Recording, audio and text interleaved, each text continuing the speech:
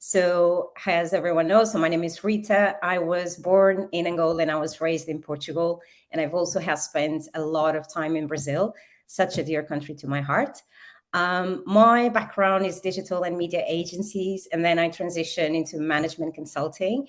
And in the past 2 years, I have been contracting and freelancing in the space of digital and strategy, primarily with retail, FMCGs, and tech companies.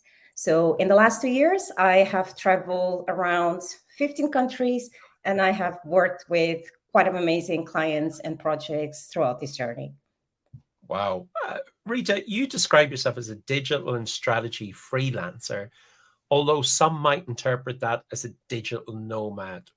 Is there a difference between both of those terms? And what is a digital nomad and what is a digital strategy freelancer? Yes, absolutely. I think this is such a great question. So, from my personal view, I think being a freelancer and digital nomad, they're kind of separate things. A digital nomad for me is someone who might be a freelancer, contractor, self employed, or even like full time employee that has the ability to work or use technology or a laptop to perform their job effectively, fully remote. Digital nomads also tend to be quite location independent. So it can mean they can work from anywhere in the world. On the other side, like a digital and strategy freelancer, it could be someone based in their home country, 12 months a year. They take a couple of holidays and they work with a variety of companies depending on the length of each project or business challenge. Did you just wake up one morning and thought, I will travel the world and leave my home? Well, not really. Well, to be fair, I actually came from a family that we all had a little bit of a travel bug. So my dad worked in the airline space and industry for many, many years. So I was used to travel anyway. I'm very fortunate, obviously, with all of those experiences. But in my case specifically, I didn't plan to become a freelancer or contractor or traveling more often than I was expecting. What it did happen was back in 2021, I decided to take a sabbatical and move back to Portugal to spend time with my family. And believe it or not, just 1 week before my flight. So I have left my accommodation, put everything on a storage, literally was living out of a suitcase. And I got a recruitment process reactivated with a large social media company to take a contractor position. So I was not expecting. I thought it was just going to be just another call, just another round of an interview. But I was super, super lucky. And I got the interview and the position on the spot. So the client stakeholders, the company, they were absolutely amazing. So they did allow me to actually take some time to reset and work remotely from Portugal. And from there, I actually started traveling. I got more contracts. All of them, they have been remote. So super, super lucky so far. But I also spent quite a lot of time in the UK. 6 months of my year, I'm in the UK, where I tend to split my time between London and beautiful Cornwall. Describe what you do then, just to bring it a little bit to life. Apart from all I've heard is Portugal, Yep. Brazil, Cornwall, and I'm just attracted to the locations. But it is work as well, isn't it? It's not just, parties and pina coladas. Oh, absolutely. So I work primarily in digital transformation, strategy, and customer experience. So a lot of the roles that I have taken in the past on previous projects include program management, product owner, business analyst. Typically, my day to day, it's definitely a 9 to 5. So I think there's a lot of this perception that contractors or freelancers, they work 2 hours a day, they then go to the beach and they're sipping cocktails. I would love if I could do that. I'm not at that stage. My contracts, they tend to be full time, and they demand and they expect a lot of senior stakeholder engagement and leading teams. All of the projects, they have been absolutely fantastic for my professional growth. I have been learning a lot, and I love being part of their teams. Rita, give us some of the practical stuff that you need, because you mentioned suitcase and laptop, Mhm. but I'm sure there's more than that. So what sort of tech? What do you need to organize? What about visas? What about tax? What about all the things that make this lifestyle possible and practical?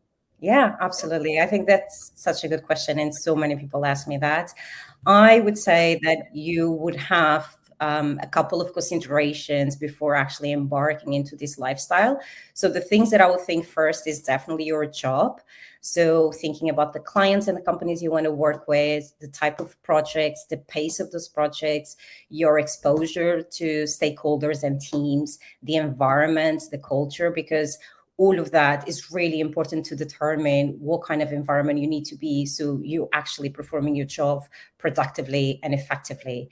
So as I said, like in my case, I do tend to work with corporates and blue chip organizations. So leading remote workshops or calls, apps, sitting at the beach, it doesn't work for me. However, if you're a freelancer, that you might be a ghostwriter, for example, a more relaxed environment might be absolutely fine.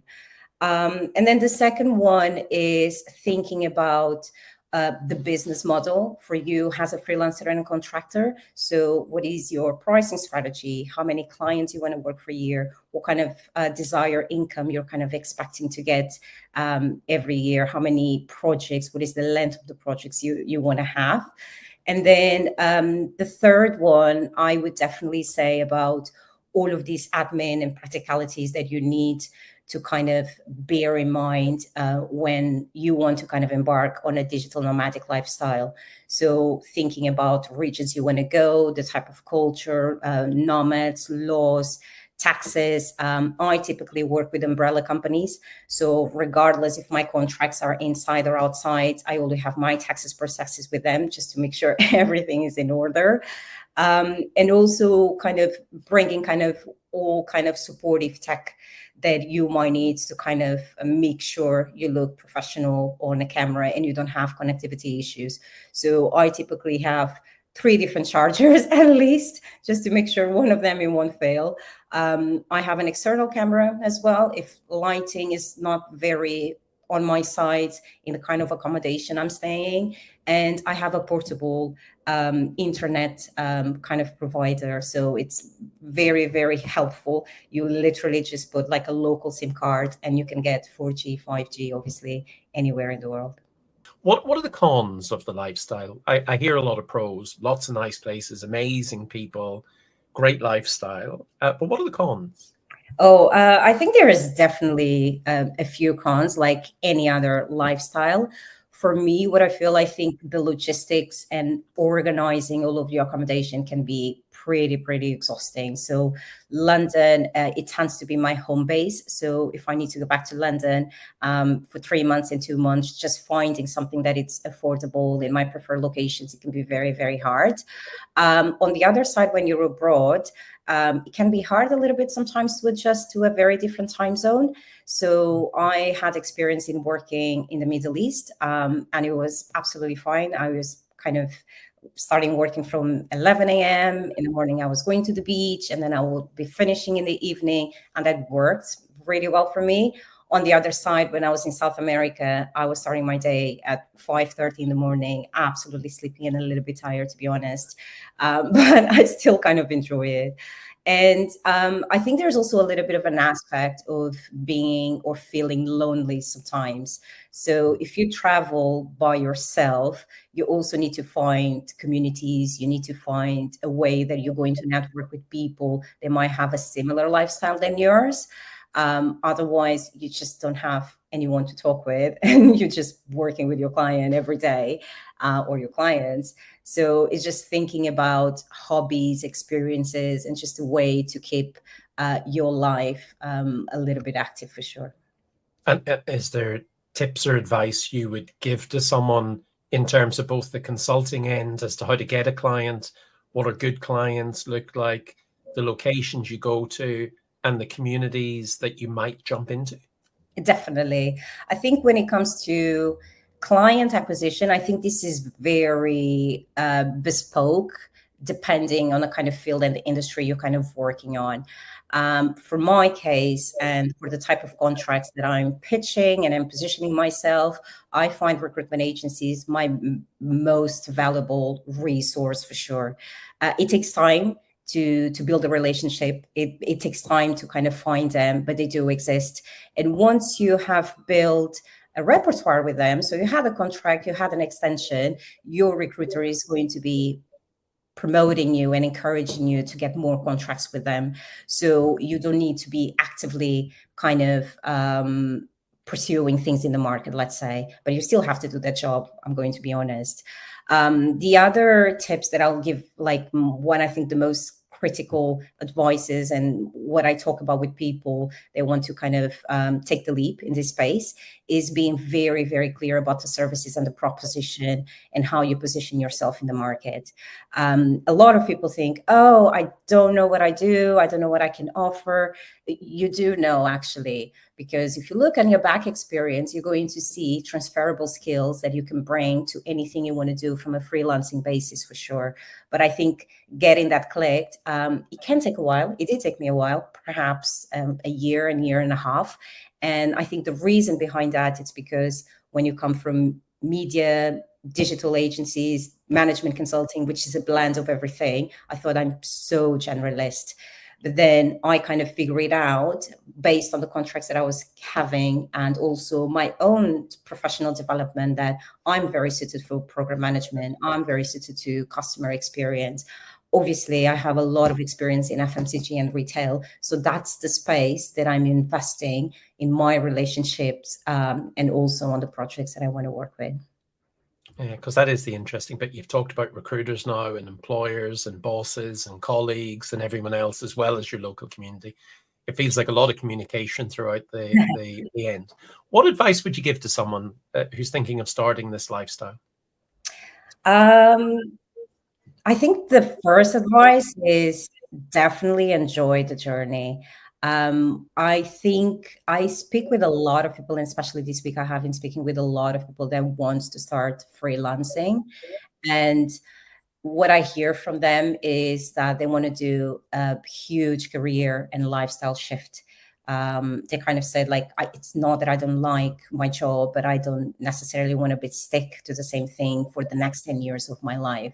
So if you want to start freelancing, you need to be clear about your motivations. If it's just going to be financial, yeah, but life should be more about financial and should be more about your income as well. So, what exactly do you want to achieve for yourself, for your own personal growth? Enjoy the journey, enjoy and live outside of your laptop, live outside of your Netflix, live outside of your commuting time, and then also be prepared, obviously, to kind of face ambiguity and kind of be able to be resilient. Things are not always to come like or happen according to your plans, but that's part of life. So you can always focus on actually what you can control. The second advice I always tell is serve clients with the highest work ethics, commitment, respect, and be a team player. So at the end of the day, clients, they look for contingency workers because they need help. So it is our mission to help them, to give our best and kind of make sure we're kind of achieving all of the objectives that we might have discussed on interviewing stage or in a pitching phase. There must, in addition to the lifestyle, be a wonderful financial benefit to this, on the basis that presumably you could work in a much cheaper location and therefore your money would go further, or you could position yourself, Rita, in a much more friendly tax zone so that ultimately the disposable income that you have got to give you the financial freedom to allow you to explore more opportunities in that country exist as well. I choose the locations where I think there's going to be a benefit for me from a professional perspective and a personal perspective. But I also recognize there's quite a lot of digital nomads that might choose other locations, Bali or cities in Vietnam, because obviously the cost of living is going to be a little bit cheaper. However, you also need to think about how often you're going to stay in that country, because you might be actually be in a position that you need to do a little bit of double taxing, and you have to report your income as a foreign kind of income. I think that's kind of how it says. Yeah. So I think it's absolutely fine. It's whatever works best for people and what they think it's the best recipe, in terms of money and places to live. So yeah, there's different models for everyone. Combination of everything to suit everyone. Rita, how did people find out a little bit more about you and your lifestyle? So I do share a couple of stories sometimes on LinkedIn. So that's my platform. That's where I kind of bring my voice, my authentic self. I talk about freelancing. I talk about remote working, digital nomadic lifestyles, and I share sometimes some stories of people that I meet, places that I have been, what I like, what I didn't like. And also, I have a separate platform, which is Medium, where I share articles every month about innovation, technology, or just topics that really, really excite me. So if everyone wants to follow, we can then share some links.